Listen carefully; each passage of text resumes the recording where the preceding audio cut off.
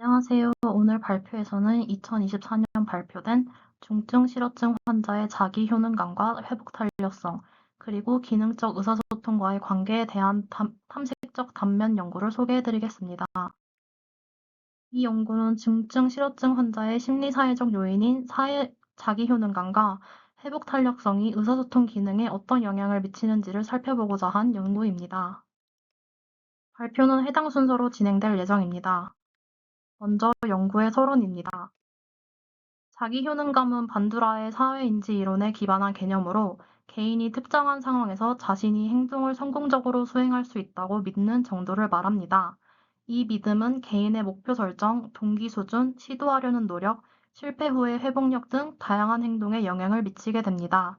따라서 실어증 환자에게도 이 자기 효능감은 기능적 의사소통에 영향을 줄 수 있는 중요한 심리사회적 요인입니다. 이번에는 회복 탄력성에 대해 설명드리겠습니다.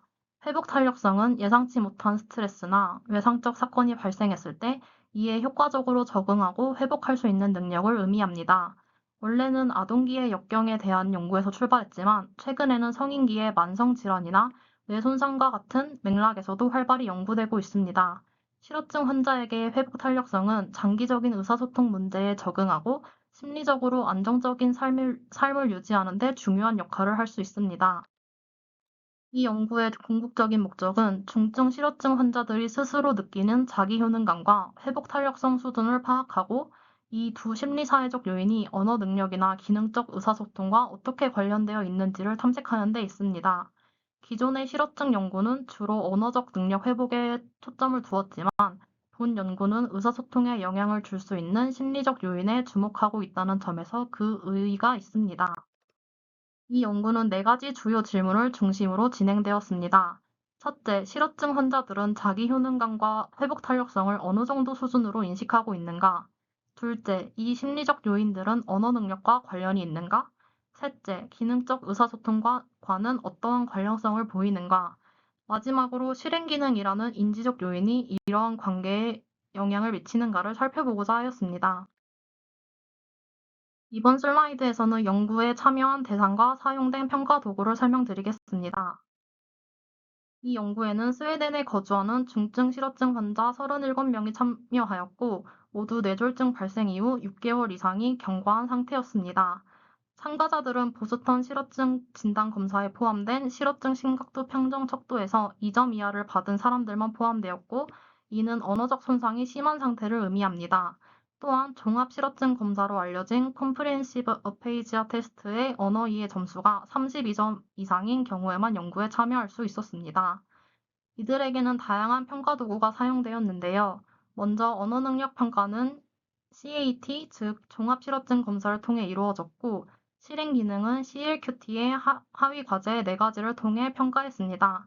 기능적 의사소통 능력은 시나리오 테스트와 CETI, 즉 의사소통 효율성 지수를 활용하였고 자기 효능감은 일상생활 자기 효능감 척도인 DLSES와 본 연구에서 새롭게 제작한 SEC라는 도구로 평가되었습니다. 마지막으로 회복 탄력성은 CD 리스크 열문항 버전으로 측정하였습니다. 자기 효능감과 회복 탄력성은 언어적 이해가 필요한 자기 보고형 도구이기 때문에 DLSES, SEC, CD 리스크는 시각 자료와 그림, 제스처, 예시 설명 등을 활용해 응답하기 쉽도록 조정되었습니다.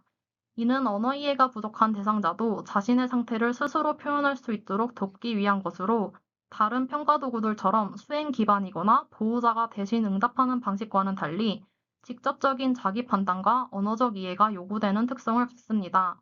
각 항목은 조사자가 읽어주고 필요시 그림을 가리키거나 바꿔 말해주며 내용을 보완했습니다.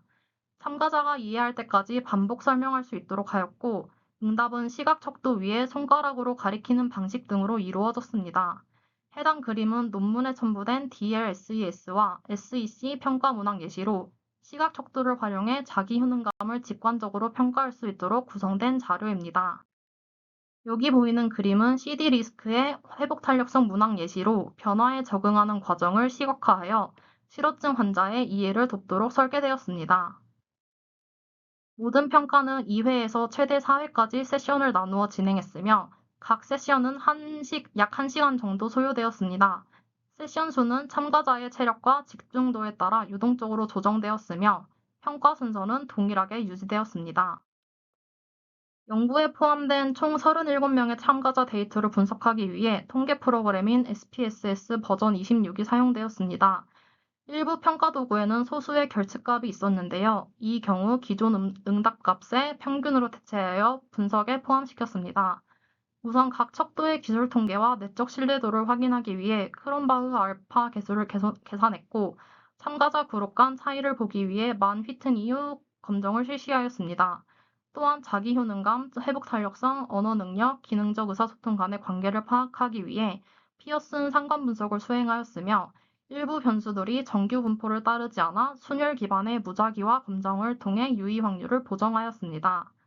마지막으로 실행 기능 점수를 기준으로 참가자들을 두 그룹으로 나누어 실행 기능 수준이 심리사회적 요인과 기능적 의사소통 간 관계에 어떤 영향을 미치는지를 추가적으로 분석하였습니다.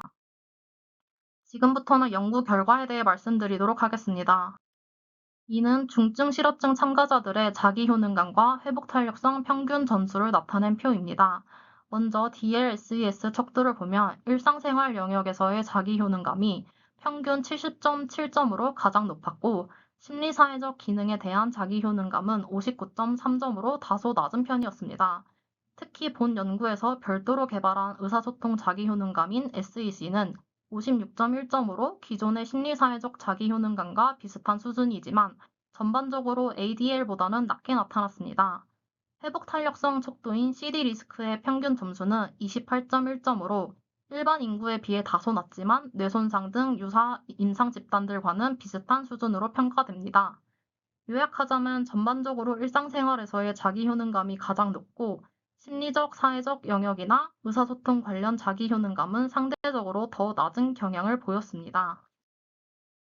다음은 언어 능력과 자기 효능감 및 회복 탄력성 간의 상관관계를 분석한 결과입니다.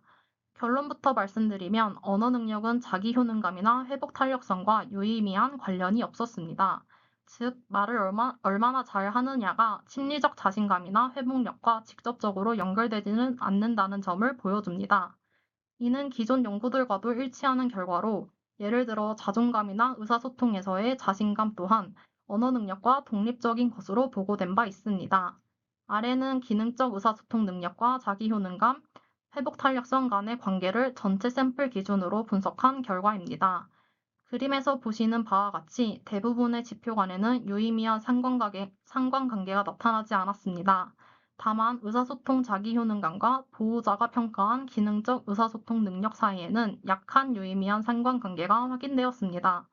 이는 자신의 의사소통에 대한 자신감이 어느 정도 실제 상황에서도 반영될 수 있음을 시사합니다. 그러나 전반적으로는 기대했던 만큼 뚜렷한 관계는 나타나지 않았습니다. 앞선 결과들처럼 변수 간의 뚜렷하지 않은 상관관계의 원인을 살펴보기 위해 연구에서는 집행기능 점수를 기준으로 참가자를 두 그룹으로 나누어 추가 분석을 실시했습니다. 하위 그룹은 집행기능이 낮은 집단, 상위 그룹은 집행기능이 비교적 높은 집단입니다. 그 결과 집행기능이 높은 그룹에서는 자기 효능감과 회복 탄력성이 기능적 의사소통 능력과 강한 상관관계를 가지는 것으로 나타났습니다. 특히 기능적 의사소통 능력과 의사소통 자기 효능감 간의 상관계수는 0.73으로 매우 강한 관계였습니다. 반면 집행기능이 저하된 그룹에서는 어떤 상관관계도 유의하게 나타나지 않았습니다. 다음은 해당 연구의 논의 및 결론입니다. 연구 결과를 바탕으로 세 가지 중요한 해석이 가능합니다. 첫째, 자기 효능감은 단순한 기분이나 성향이 아니라 자신의 행동과 능력에 대한 인지적 판단을 통해 형성되는 심리적 자원입니다. 따라서 집행기능이 그 형성에 중요한 역할을 한다고 볼 수 있습니다. 둘째, 자기 효능감은 얼마나 말을 잘하느냐보다 말하려는 의지나 시도와 같은 행동적 측면과 더 밀접하게 연관될 수 있습니다. 즉, 실제 의사소통 수행 자체보다는 시도하는 태도를 반영하는 경향이 있습니다.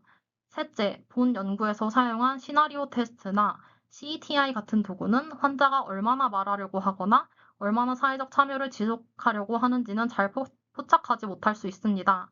이 점은 향후 평가 도구 선택에도 중요한 고려사항이 될 수 있습니다. 이러한 결과는 임상적으로도 중요한 시사점을 제공합니다.